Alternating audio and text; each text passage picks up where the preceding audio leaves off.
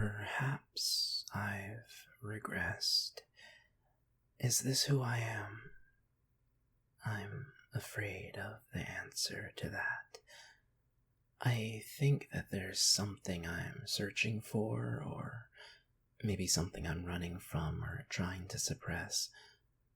But I also know that this isn't what I want for myself, that there is more to me than just my problems and proclivities. Yes, I am small, but within me there are fathoms and depths and hidden places that I want so very much to discover, and yet I'm still waiting to begin. My thoughts get away from me before I can grasp them, and I find it hard to articulate how I'm feeling. A precipice or a crossroads or both stands before me now, and I have to make a choice. Do I live for myself, or do I continue to die for what I've been told is correct? I know the answer, but I still have so much apprehension and worry. I want to live. I want to live. To try anything else, to consign myself to what came before is unbearable to me. And so this piece of myself that I loathe so much must be shed so that I can live anew.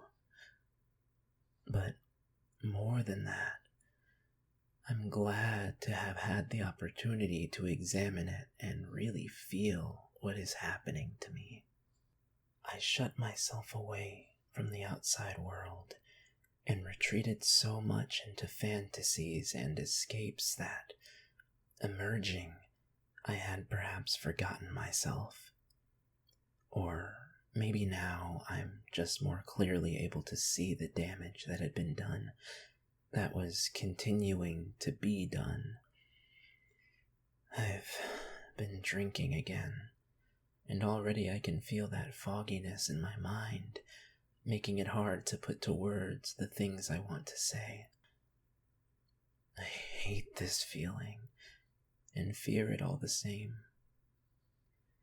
To know myself is to be able to experience all of myself, and this thing, this evil and horrible obfuscation, impugns upon that goal. And so, why do this to myself? Fear, I suppose, or some other excuse. I don't really know. It ends now, for the first and the final time yet again. But how to replace it? Do I even need to? It's not even the drink that I crave, but that feeling of escape, this awful numbness that keeps me from having to think, from having to feel, from having to look into myself and really know just how hurt and angry I am. I'm afraid of what I might see, even of what I'm seeing now. But it is me just the same. And if I am to escape this pit I seem to be in, I have to come to terms with that.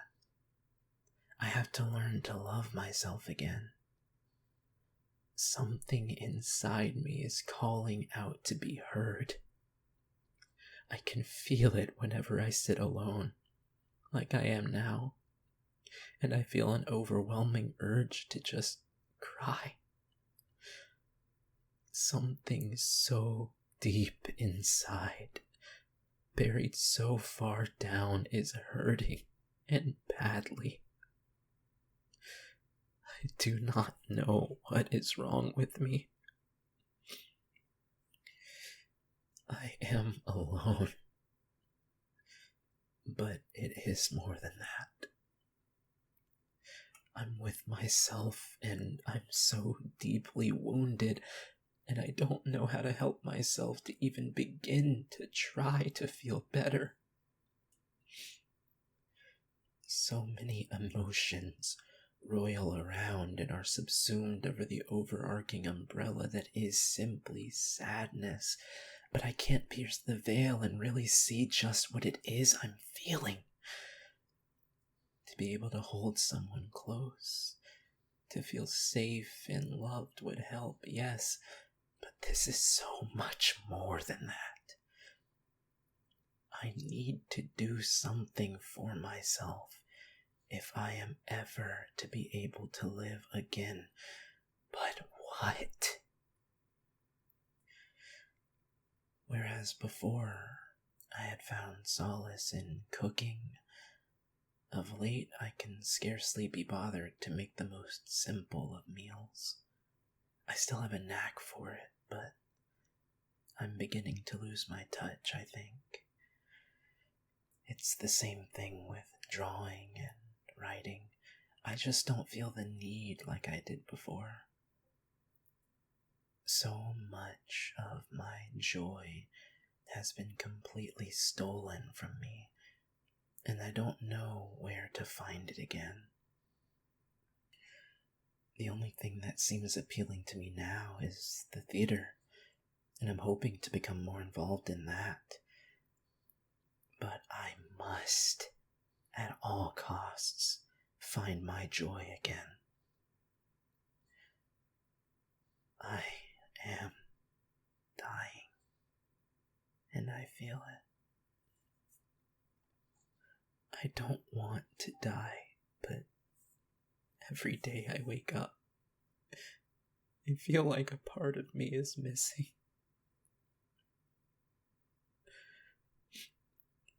Maybe that's what is hurting so much.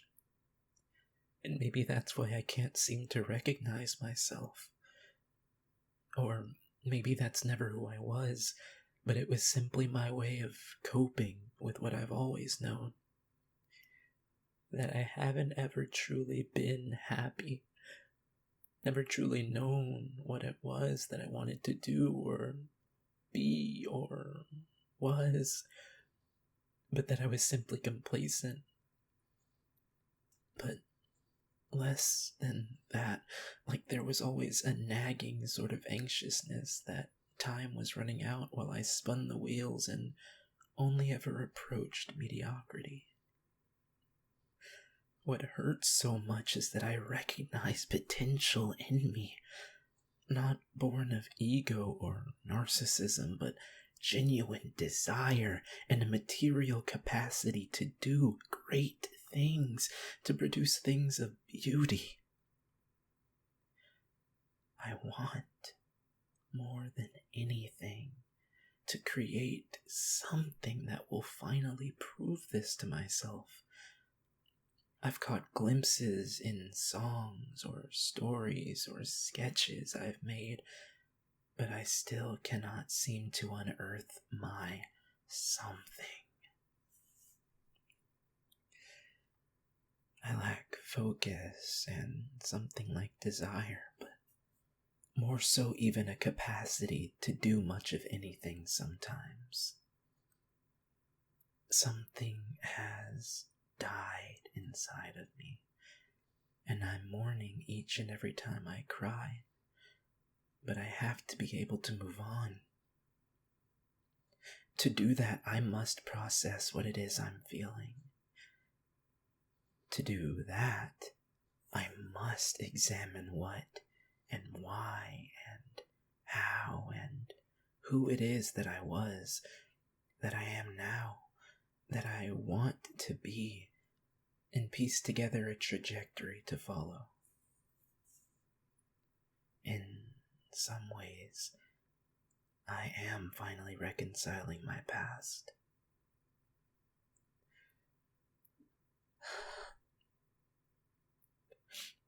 I visited Alex's grave last week. He was so beautiful, in such a simple and pure way that I can't put my finger on. Seeing his face in a photograph after 15 years, I was flooded with so many feelings. His eyes glowed with such a sweetness and rawness and sadness that overshadowed even my embellished and imperfect memories. He led me to him, I think. I knew the cemetery, but not the grave, and a wind chime sounded the way when I asked aloud. I don't believe in spirits or gods, but in that moment, I felt like a friend was there to guide me. Alone in the cold and the wind and the rain amongst the dead, I felt something stir, like I was being watched. Of course, I know it was all coincidence. I know I'm ascribing far more significance to random events than they warrant, but I don't care. My beautiful, kind, lonely friend was eager to see me one last time. I told him how sorry I was. I made every excuse about how I didn't know, and how I wished he would have, and so on and so forth. But what could I say at the end?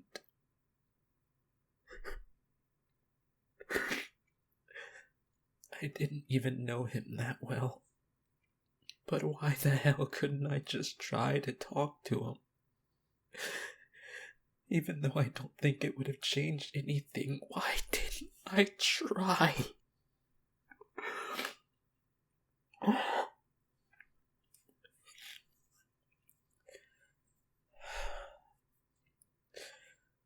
He never said much. Certainly not about himself or his life.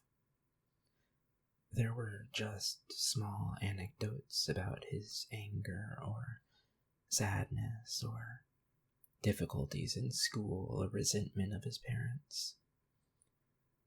I know some days I got on his nerves just by being there. But as childish and strange as it is, what drew me to him was that he was kind to me when no one else was. And I mean genuinely kind, with no expectation of anything. He sat with Chris, Samir, and I at lunch in a secluded little corner of the cafeteria, never saying more than a few sentences, never resting his gorgeous blue eyes on anyone for very long, just staring down and either thinking or laying his head on his folded arms and trying to sleep. He was pale and standoffish, never coming across as shy, but like he was never quite comfortable around people, like he really wouldn't mind just being away from it all. I don't know why he started doing it, but one day he noticed that I never had anything to eat. I didn't bring my lunch and couldn't afford to buy lunch at school, so I'd usually just go through the day hungry, as I'd gotten used to doing since the 5th grade or so. That day, though, Alex just looked at me, looked down, and handed me a chocolate chip cookie from his tray. He wouldn't take no for an answer and wouldn't hear a word of thanks in response. He just gave me the cookie and, satisfied that I was finally taking it, went back to his usual routine of shutting out the world. From that day on, he would always give me something to eat. A cookie or chips or a sandwich or some fruit or some milk. For no reason at all, he was just kind to me. Occasionally he'd give stuff to Samir or Chris, but mostly he would make sure that I had something. I never thought about it much, but it was such a pure and gentle kindness that he showed me, especially considering how grumpy he usually tried to portray himself as. I think I'd bring candy or gum for him on occasion, but I can't remember if that actually happened or if it's just something I wish I'd done in thanks. I'd tease him occasionally about how he never smiled, and I still remember him making an exaggerated grin at me before flicking me off once. I chuckled at the time, but I can see now how that must have been so tiring and irritating for him. People always telling him to smile or to speak up or to do this and that. I would experience something similar in my own life, and I hated it. Why smile when there's nothing to smile about? But I still remember the first time I saw Alex genuinely smile. It was sophomore year. I was changing classes between periods and passed him in the hall, waiting outside his next class. He called out to me by name. He'd always jokingly called me by a nickname I won't share here, and to my surprise, he smiled such a sweet smile while waving at me. His cheeks were rosy and his eyes were so clear and so impossibly blue. I was shocked. I didn't even expect him to remember me, let alone call out to me, but then for him to smile, and at me, he looked happy, and it felt so good just to see him like that. We'd see each other a few more times like that, always in passing, always with a smile and a wave. I remember wanting to hug him, but always being too afraid to seriously ask, not knowing what he'd think and not being sure just why I felt the way I did yet. I wish I had.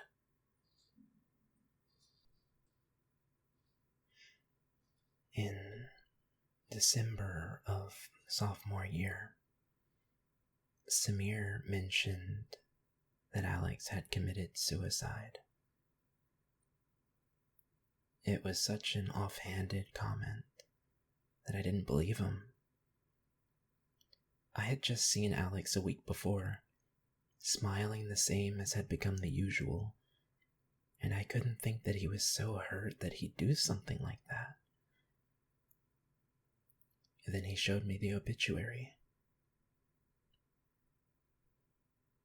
I broke down. I thought it was our fault for teasing him sometimes, and it was my fault for never talking to him much.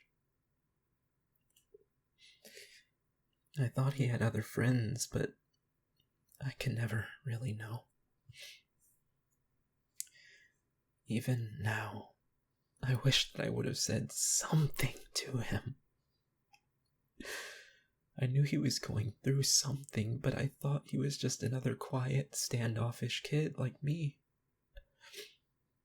I'm so sorry.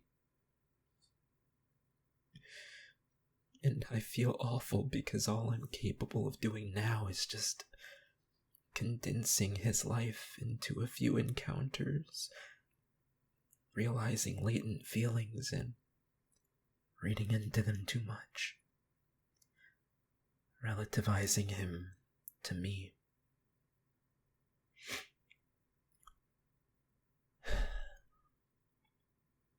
I don't know how he really felt about me. I didn't realize I'd had feelings for him. Not really, until a little later. I thought he was cute, and I couldn't understand why, but I dared not tell a soul, nor even really admit it to myself. And the hubris of thinking that I was so special and profound that somehow talking to me might have changed anything isn't lost on me. Alex was a distinct person, existing separate from myself in a world and a life I couldn't begin to even imagine.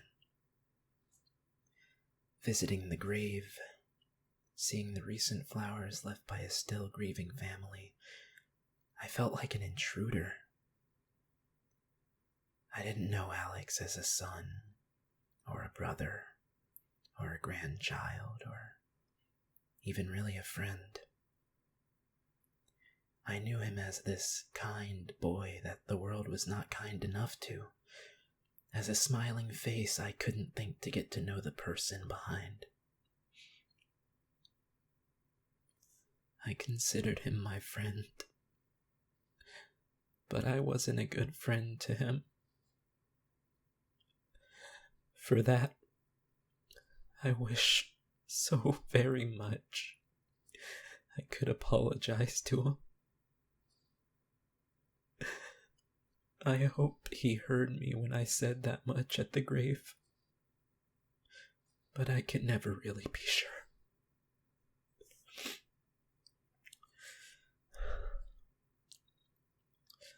A chapter has closed, but so many lie open. If I am author or reader or subject, I don't know. But I have to see how the story ends. I have to bury the past and begin to live for myself with the time I have left. I have to see myself, my true, raw self, before I can know what to do with that person.